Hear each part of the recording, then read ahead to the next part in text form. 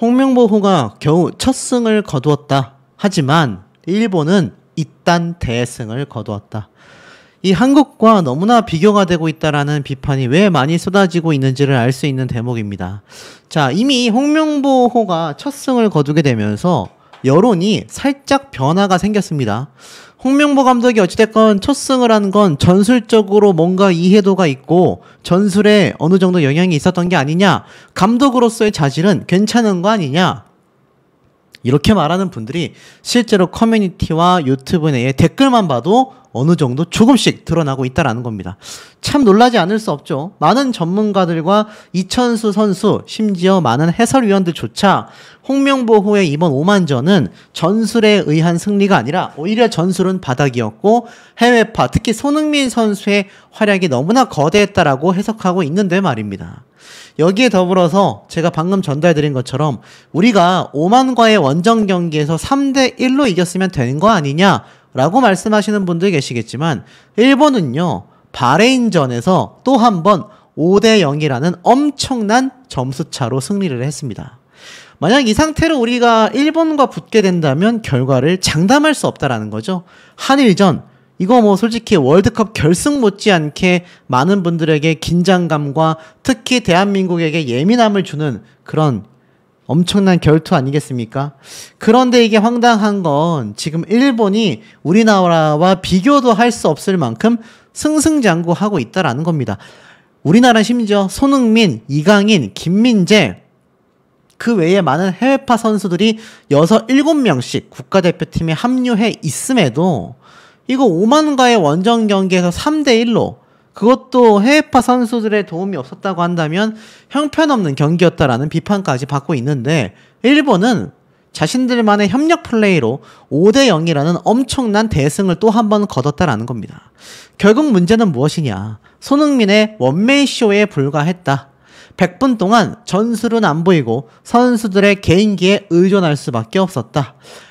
제가 말씀드리는 게 아니라 기사에 버젓이 나와 있는 내용 아니겠습니까? 홍명보 감독의 전술은 보이지 않고 선수들의 개인기에 의존하고 있어 갈 길이 멀다.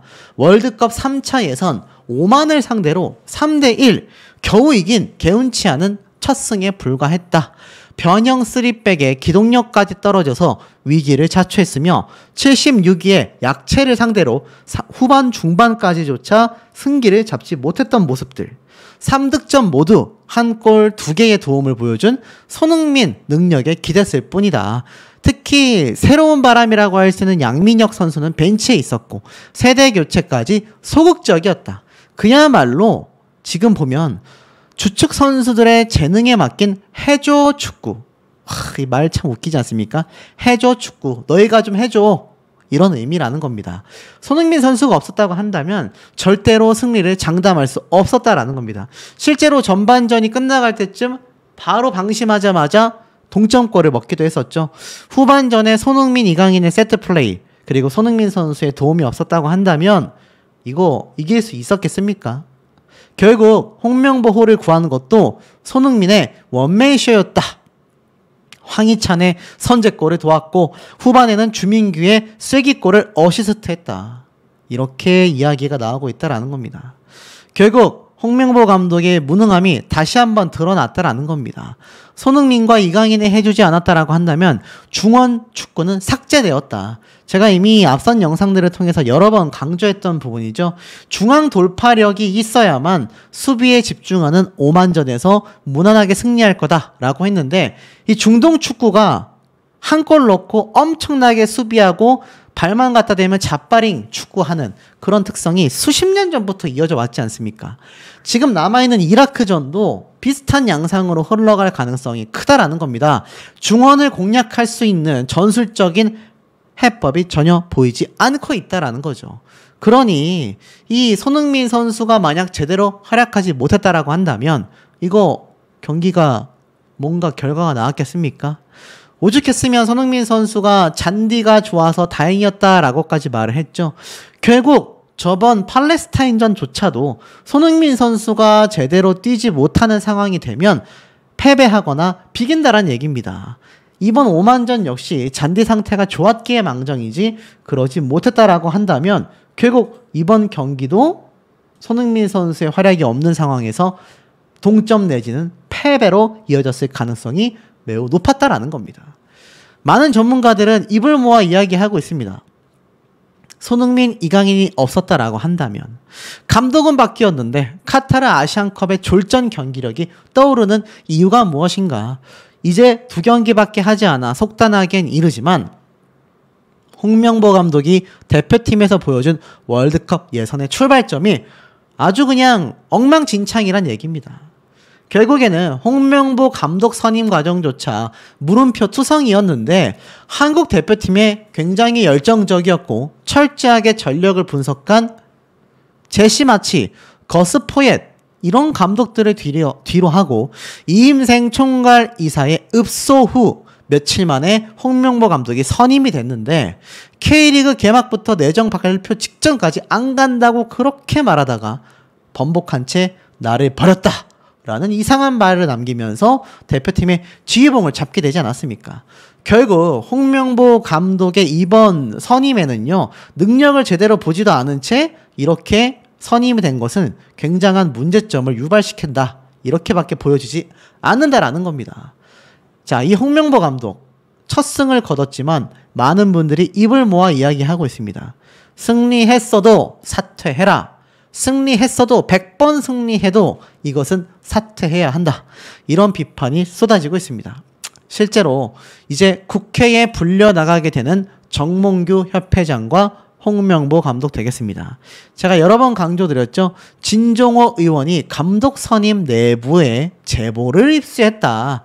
정몽규 회장과 홍명보 감독을 소환할 것이다. 이것은 이제 10월 달에 예정되어 있는 이라크전 이전에 24일 날 확정되어 있는 국회 소환에서 홍명보 감독과 정몽규 협회장에 대한 증인 출석이지만 이 과정 중에 축구협회 내부적인 많은 문제점들을 이제 드러내겠다라는 겁니다. 실체화된다라고 보시면 될 것 같아요. 지금 이 문체부 자체가 정몽규와 홍명보를 겨누고 있다. 우리는 증인도 확보한 상태다. 아주 강력하게 이야기를 하고 있다라는 겁니다.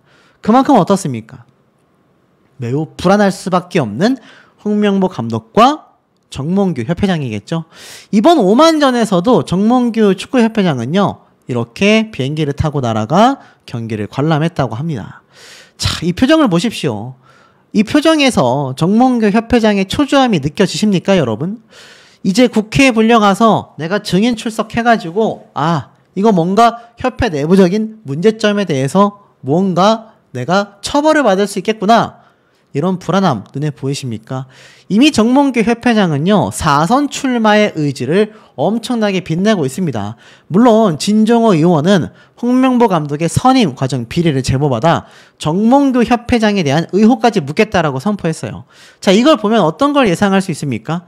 문체부에서 정몽규 협회장의 이 4선 출마를 강력하게 규제하겠다. 근데 그것이 권력에 의한 것이 아니라 홍명보 감독의 선임 과정의 비리부터 시작하여서 정몽규 협회장을 둘러싸고 있는 의혹까지 단죄하겠다라는 의지가 보인다라는 겁니다. 실제로 이기흥 대한체육회장과 정몽규 축구협회장에 대한 경고를 문체부에서 강력하게 했습니다. 이 문체부의 유인촌 장관이요, 한 해 두 해 이 두 사람에 대한 단죄를 이야기하고 있었던 게 아니라는 겁니다. 임원 연임 심의 재개선 권고를 했습니다. 자, 무슨 말이냐? 대한체육회의 불공정한 임원의 연임 허용 심의 제도 개선을 권고했다. 이것은 대한체육회 내에 있는 이기흥 협회장뿐만이 아니라 축구협회의 정몽규 회장에 대해서도 임원의 연임을 할 수 있는 허용 심의 제도 개선을 권고했다. 회장이 임명한 위원이기에 임기 연장 심의를 받는 절차가 비상식적으로 파악이 되고 있다. 그래서 대한체육회장이 임기 연장을 위해 스포츠공정위원회에 심의를 신청할 경우 본인이 임명한 위원에게 심의를 맡기는 이상한 일이 발생한다라는 겁니다. 그러니까 신청한 사람에게 이것을 일임한다는 얘기예요. 이번 권고가 세 번째 임기에 도전할 것으로 예상되는 이기흥 회장과 4회 연속 연임 가능성이 제기된 정몽규 협회장에 대한 이 조치라고 파악이 된다라는 겁니다. 실제 심사 기준이 정관과 전혀 맞지 않다라고 문체부에선 강력하게 이야기하고 있습니다. 결국 문체부의 3연임 이기흥 4회 연속 정문교의 출마를 봉쇄하겠다. 비상식적인 절차를 아예 부셔버리겠다라는 의지를 이 문체부에서 보여주고 있다라는 겁니다. 자, 그런데 이 정문교 협회장 문제가 많았습니다. 과거에도 2023년 작년이죠. 여의도 국회에서 열렸던 정무위원회의 공정거래위원회 등에 대한 국정감사에서 선서를 하고 있는 모습이 눈에 들어오실 겁니다. 아마 이번 국회에서도 이렇게 증인으로서 출석하여 선서를 한 상태로 자신이 거짓말을 고하지 않겠다. 뭐 이런 취지에서 국회에서의 국정감사 수준의 청문회 수준의 질의가 있지 않을까. 이 과정에서 610억 원의 엄청난 축구협회의 마이너스 통장 등 각종 수백억에 달하는 비리, 그리고 나아가서 앞에 말씀드렸던 홍명보 감독에 대한 선임 비리까지. 정말 이게 정의구현이 된다라고 한다면 두 사람이 나란히 강제 사퇴하는 모습을 우리가 볼 수도 있지 않을까라는 대목이 아닌가라는 생각이 듭니다. 신의 전술보단 선수들의 공이 컸다라는 걸 감독 스스로도 잘 인지하고 있는 상태라는 걸 이 대목을 통해서도 충분히 알 수 있다라는 겁니다. 그러니 문제점들이 지적이 되는 거죠. 전술 변화가 너무 늦고 세대 교체 시도는 아직 없다.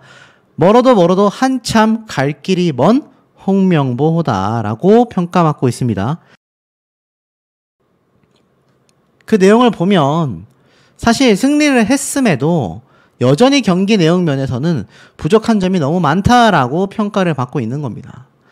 가장 자신이 잘 사용하는 4-2-3-1 전술을 들고 나왔습니다. 그런데 팔레스타인전과 전열은 비슷했지만 선발 명단에서 선수가 5명이나 바뀌었던 거죠. 전술적으로는 큰 폭의 변화가 있었다라고 표현이 됐습니다만 황희찬 선수가 전반 10분 만에 선제골을 넣었으나 전반 중반부터 오히려 오만이 주도권을 잡고 한국 진영을 괴롭히기도 했습니다. 홍명보 감독이 상대를 잘못 읽는 실수가 한국이 주도권을 경기 중반에 잃는 결과를 낳았다고 분석을 했습니다. 해설위원들마저도 홍명보 감독의 전술이 한국을 힘들게 했다라고 이야기하고 있죠. 자, 그리고 나아가서는 박찬하 위원은 한국의 공격 형태는 오만이 밀집 수비를 펼칠 것으로 예상하고 준비한 것으로 보인다. 그러나 오만은 밀집 수비를 하는 팀이 아니었고 우리 풀백의 과도한 전진은 상대의 측면 공격을 더 용이하게 만드는 결과를 낳고 말았다. 결국 그 결과가 전반 중반부터 경기를 어렵게 풀어가게 되었고 전반 막판 동점골을 내주게 되었습니다. 오만의 흐름은 후반 중반까지 결국 이어졌죠. 여기에 대한 해석도요. 오만이 실점한 다음에 더 많이 밀고 올라왔는데 결국 후반 초반까지 우리가 제대로 대응하지 못했다. 홍명보 감독의 전술 변화가 늦었던 점을 지적했습니다. 자, 그런데 아까 앞에 분명히 홍명보 감독이 전술적 변화에 잘 대응해줬다라고 자신있게 말을 했단 말이에요. 그런데 어떤 전술적 변화에 잘 대응했냐라는 겁니다. 결국 홍명보 감독의 전술 변화가 너무 늦었다라는 거죠. 첫 교체 카드를 쓴 시점도 후반전이 되고 나서야 23분 때 사용을 하게 되었습니다. 자, 결국에는 주도권을 잡고 있는 한국은 손흥민 선수가 그냥 머리채를 잡고 끌고 갔다라고 해도 과언이 아닌 거죠. 특히나 아쉬운 건 지금 2연전 연속으로 세대 교체를 위한 실험을 해보지 못했다라는 겁니다. 특히 K리그를 주름잡고 있는 양민혁, 정호연 등이 단 1분도 뛰지 못한 거죠. 현재 한국은요, 선발 평균 연령이 30세에 육박하는 노령팀입니다. 월드컵 본선 때 경쟁력을 높이려면 세대 교체가 시급한데 개인적으로 참 희한한 것이 홍명보 감독은 과거 손흥민 선수에 대해서도 적극 기용을 하지 않았습니다. 그 당시 때 손흥민 선수가 20대 초반으로 굉장히 어렸고 막내였거든요. 제가 아직도 그 당시 때 경기를 기억하고 있는데 그렇게 어렸었던 손흥민 선수를 기피하는 걸 보면 뭔가 어린 선수들보다는 연령대가 있는 선수들에 대한 신뢰도가 유독 높아 보이는 게 아닌가. 여기에 대해서 박문성 위원은요. 대표팀의 경기력이 고르지 못한 건 주축 선수를 갈아 쓰는 경향이 있기 때문이다. 그야말로 주축 선수들이 엄청나게 경기를 뛴다는 얘기예요. 안 그래도 한국과 중동을 오가느라 힘겨운 3차 예선 일정 속에서 주축 선수들을 계속 풀타임으로 뛰게 하면 컨디션 관리가 당연히 어려워질 수밖에 없다. 지금은 감독이 바뀐 지 얼마 안 되었으니 어느 정도 이해가 될 수 있지만 앞으로는 양민혁 등의 젊은 선수들이 주축 선수들의 뒤를 어느 정도 받쳐줄 수준으로 성장할 수 있도록 구체적인 계획을 수립해야 한다라는 겁니다. 마지막으로 미래에 잘 뛸 선수들에게 기회를 주는 한편 플랜 A도 빨리 정해야만 한다. 내용, 결과에 미래를 향한 기대, 희망까지 팬들에게 다 안겨다 줘도 사실 홍명보 감독을 향한 부정적 여론이 돌아설까 말까다라고 하고 있기 때문입니다. 그 이유가 뭡니까? 제가 말씀드려 왔었던 내용이죠. 진종업 위원도 최근에 말했다시피 홍명보 감독 선임 내부 제보가 있다라는 겁니다. 문체위에서 공개 검증을 할 거다. 최근에 안세영 선수 사태를 제가 한번 말씀을 드렸는데 그때 문체위에서 그냥 전부 다 법의 철퇴를 그냥 아주 강력하게 풀스윙으로 날렸죠. 이제 배드민턴 협회의 김태규 협회장은 검찰 기소 위기까지 놓여졌다. 제가 분명히 말씀을 드렸습니다. 그런데 지금 보십시오. 이 문체부 측에서 홍명보 감독 선임에 관해서도 내부적으로 제보가 있었다라는 겁니다. 문제가 굉장히 현실적으로 많이 드러나고 있다라는 겁니다. 단순히 저와 같은 유튜버, 일반 시민들, 축구 팬들이 추측하는 수준이 아니라 실제로 내부 제보가 명확하게 있었다라는 겁니다. 그것을 문체위에서 공개 검증하겠다라는 얘기예요. 그러니 홍명보 감독 사실 굉장히 풍전등화의 입장에 놓여 있지 않겠습니까? 선수들이 잘해준 덕분에 생명줄을 연장하긴 했지만 홍명보 감독의 감독 선임에 대한 문제가 설사 월드컵을 역대 최고의 성적으로 진출한다 할지라도 이거 받아들이실 수 있는 우리 시청자분들 과연 몇 분이나 계실까요? 아직까지도 승리했음에도 정말 많은 시청자분들이 홍명보 감독이 사퇴해야 한다. 끌어내려야 한다. 이런 비판이 빗발치고 있습니다. 그 와중에 홍명보 감독이 감독 선임에 된 것에 대하여 박지성, 이천수 정말 많은 선수들이 다 한마디씩 입을 열었고 그 얘기들은 대부분 비판하는 내용이었습니다. 공정하지 못했다라는 거죠.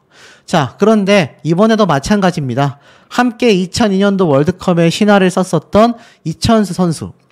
이겨도 찝찝하네. 오만전을 지켜보고 이렇게 평가를 했습니다. 솔직히 손흥민 때문에 오만전 승리했다.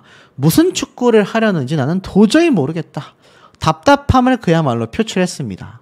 그런데 사실 이천수 선수에 대한 축구 팬들의 반응도 심상치는 않아요. 최근 정치계 활동도 했었고 이천수 선수에 대한 안티도 원래부터 존재를 좀 했기 때문에 이천수 선수가 입을 여는 것에 대해서 무조건 찬성하는 흐름도 아니지만 그럼에도 홍명보 감독에 대한 비판은 많은 분들이 공감을 하고 있다라는 겁니다. 정확하게 뭐라고 했느냐. 오만전의 경기력? 당연히 마음에 안 든다. 이건 그냥 손흥민이 손흥민했다. 아유 찝찝하다. 3대1로 이겼으니까 라고 말을 하는데 뭐라고 말을 했냐라고 보니까 이렇게 얘기를 합니다. 황희찬 선수가 골을 넣자 내가 뭐라고 했냐. 황희찬 좀 뛰게 하라고 했잖아. 아시아에서는 희찬이다. 그냥 저렇게 슛을 때리면 된다니까. 속이 다 시원하다. 축구가 뭐냐? 이렇게 속이 시원해야 한다. 오만 선수들이 자신감이 들어왔다. 킥이 정교하지 않아서 그런 거다. 처음에는 겁을 먹었는데 지금 풀린 걸 보니까 후반이 굉장히 위험하다. 전 축구 선수 지병주에게도 네가 볼 때 홍명보의 축구는 뭐냐라고 물어보자 조현우가 막아줘, 손흥민이 골 넣어줘, 황희찬이 골 넣어줘, 김민재가 막아줘 라고 대답을 합니다. 이게 뭡니까? 해외파 선수들에게 절대적으로 의지하고 있다는 얘기죠. 전술적인 부분에서 뛰어난 게 아니라 그냥 선수들이 다 했다라는 겁니다. 우리가 과거 전술적으로 뛰어났던 감독 누가 있었습니까? 바로 히딩크 감독이었죠. 그때 새로 발굴한 박지성 선수와 같은 이영표, 송정국 대부분의 선수들이 우리가 잘 몰랐던 K리그 선수들이 많았습니다. 그럼에도 전술적인 변화를 꿰뚫어 공격적인 한국 축구의 신화를 만들어냈죠. 그것이 감독의 전술이라는 건데 홍명보 감독은 전술이 없다는 얘기예요. 선수들이 수비 진영으로 내려온 모습에 이천수는 손흥민 많이 내려와 있다. 불안불안하다. 결국 전반 47분 동점골을 허용하자 이천수는 갑자기 지금 세트플레이 안 하고 공격도 안 하고 뒤로 쳐져서 수비하니까 골 먹는 거다. 우리가 더 센데 왜 수비로 내려가냐라고 지적을 합니다. 전방에서 압박했으면 됐을 텐데 한 골을 넣었을 때 끝냈어야 한다라고 아쉬워했던 거죠. 이러한 부분을 감독이 바라보고 딱 수정을 해줬어야 한다라는 겁니다. 결국 후반 37분째 두 번째 골이 터졌죠.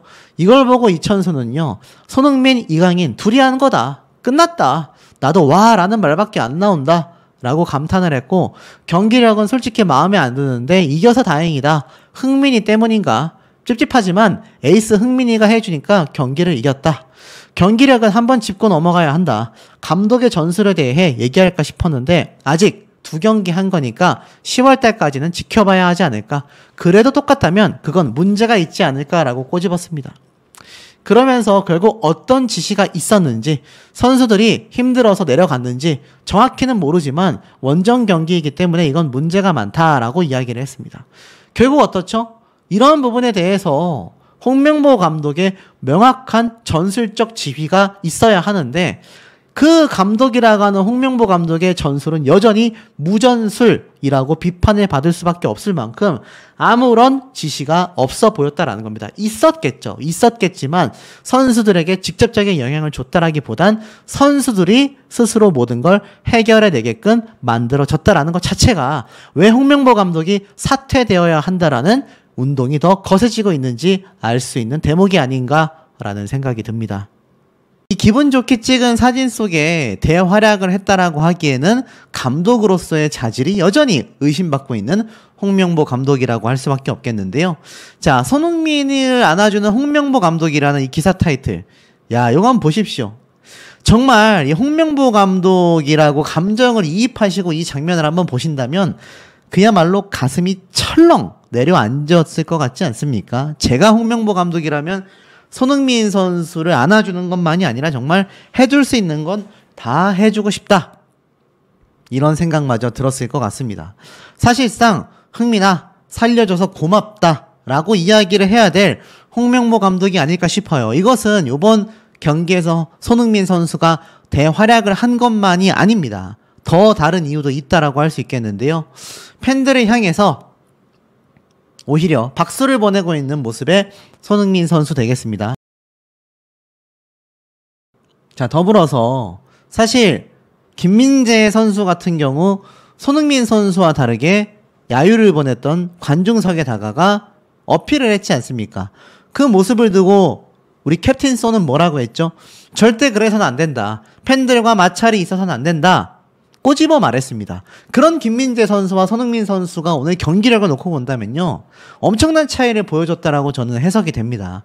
심지어 김민재 선수 후반전 때 무리하게 공격 진영으로 투입해 가다가 공을 뺏겨서 전력 질주해서 정말 발바닥에 땀나도록 뛰어서 겨우 다시 우리 진영으로 돌아와 막을 수 있었죠. 그에 반면 손흥민 선수는요. 페널티킥에 대한 이상한 판정이 있었습니다만 그럼에도 3대1이라는 엄청난 이 경기력에 사실 손흥민 선수가 없었다면 불가능했을 겁니다. 한국과 원수라도 졌나 질긴 악연의 이 중국 주심 마닝 역시나 한 건 했습니다.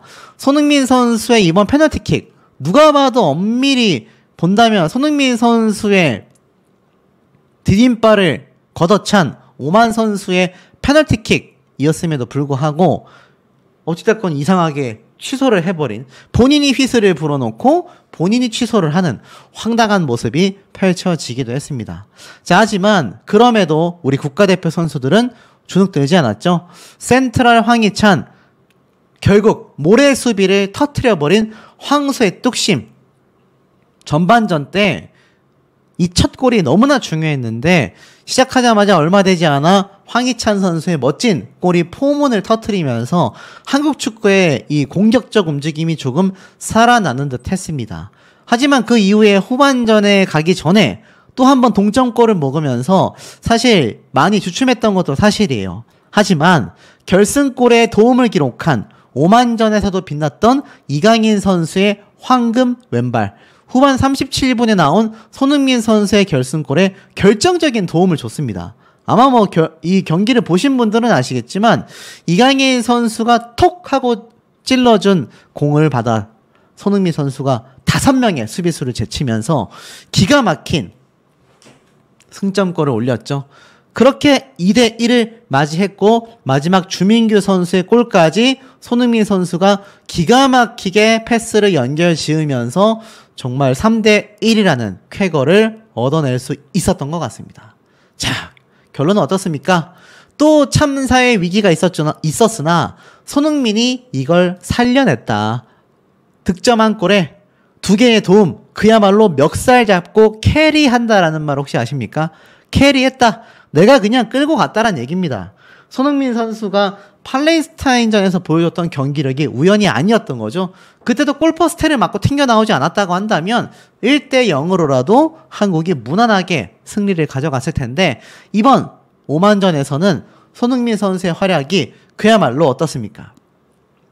홍명보호를 구제해냈다. 적지에서 오만과 3대1의 드디어 힘겨운 첫 승을 기록해냈다라는 겁니다.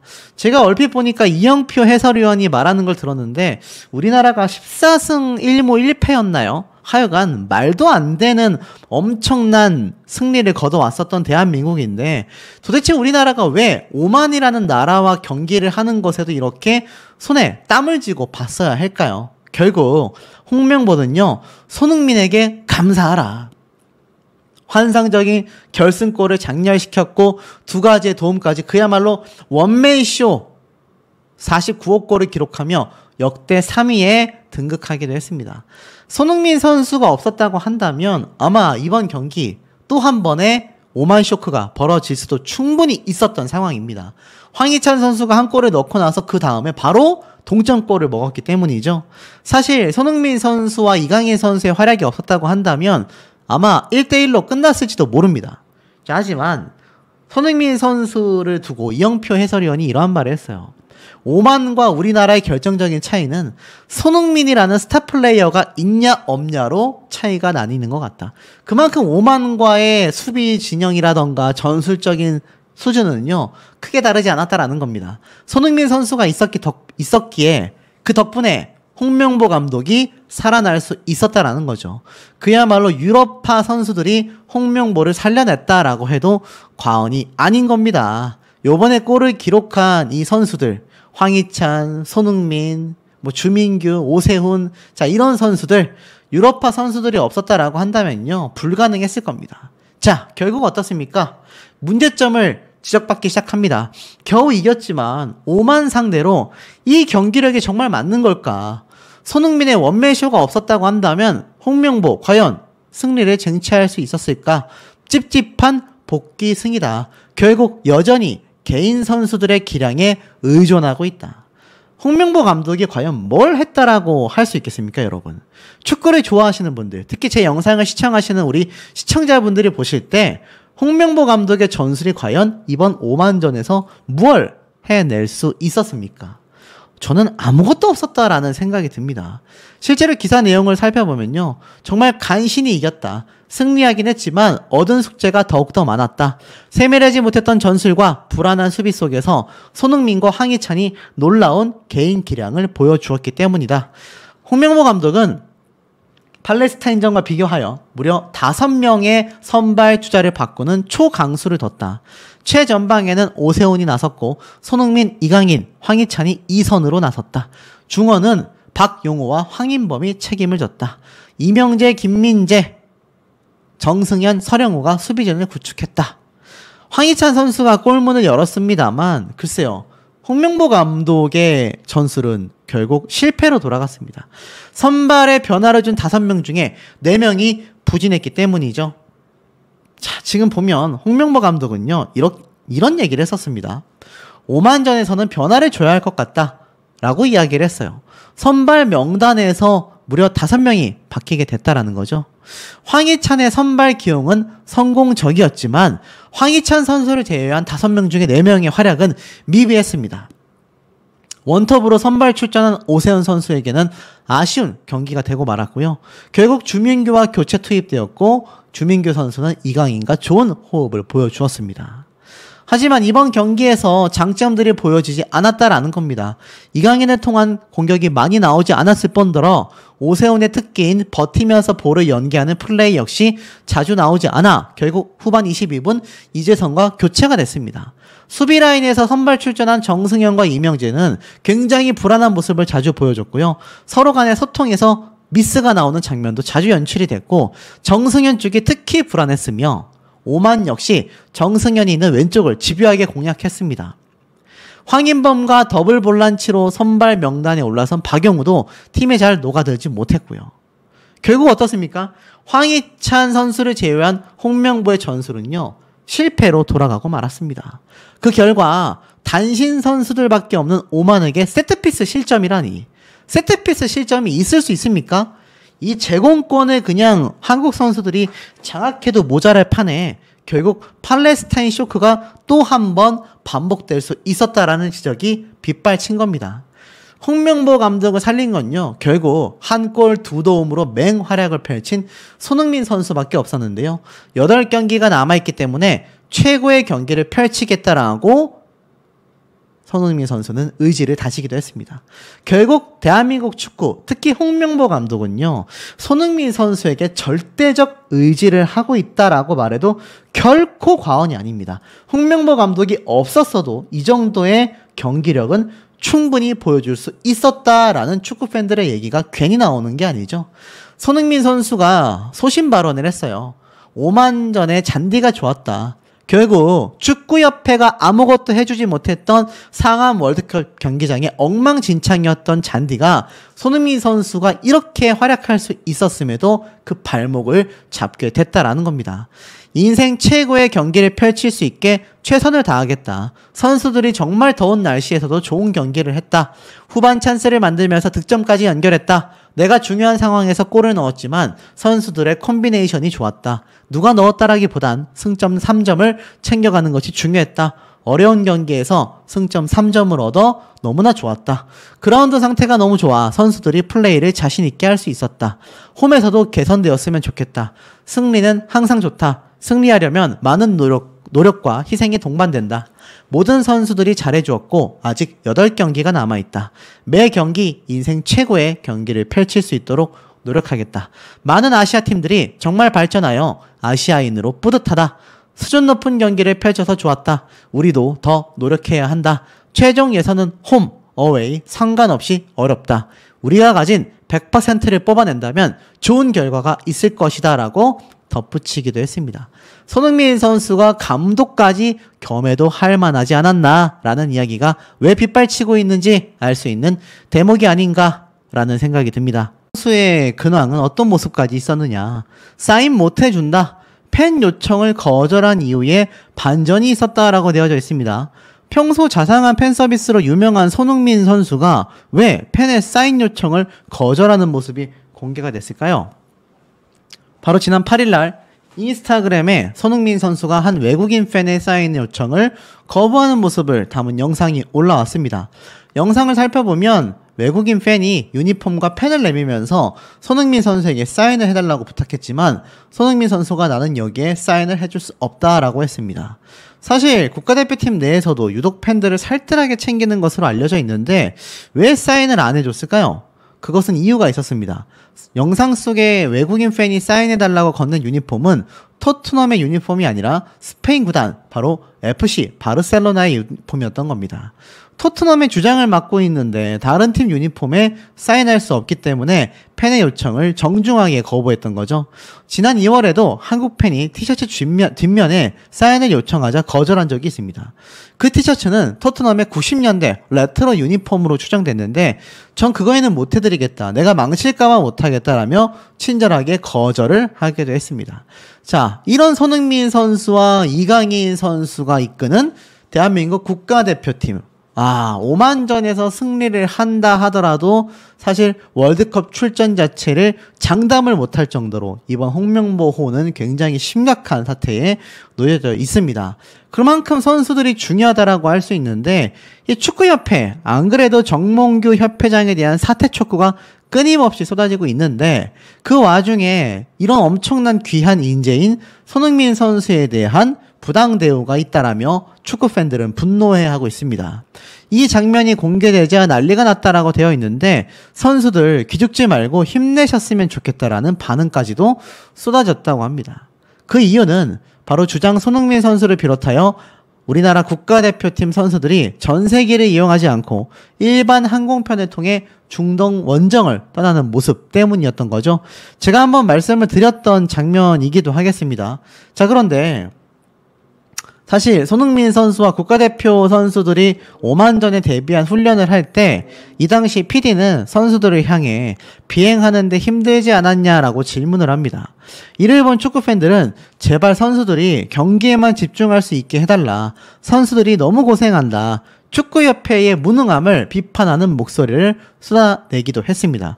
제가 한번 말씀드린 것처럼 일본 축구 국가대표팀 같은 경우는 전세기를 이용해서 떠나기도 했죠. 그런데 지난 5일 일본이 중국에게 7대0 대승을 거둬서 전세기를 탄 게 아니냐라는 의혹까지 나오고 있습니다. 이번 국가대표팀 팔레스타인전에서 0대0으로 무승부한 것에 대하여 선수들에게 책임을 지우고 축구협회에서는 전세기를 제공 안 하는 거냐? 이런 해석까지 있을 정도이기도 한 거죠. 그런데 이번 경기 선수들이 못했나요? 뭐 잘했다 못했다를 떠나서 정말 최선을 다했다라는 건 알 수 있습니다. 몇몇 선수들은 이 피로함을 호소하면서 중간에 경기장에서 나오기도 했었죠. 그렇다면 전술적인 문제에 큰 원인이 있는 게 아니냐라는 말이 많이 나왔습니다. 그런데 이것을 선수들을 탓해서 완승을 한 일본 선수들은 전세기를 타는데 국가대표 너네는 자격 없다. 일반 비행기 타라. 이렇게 말한 걸로밖에 해석이 안 되지 않겠습니까?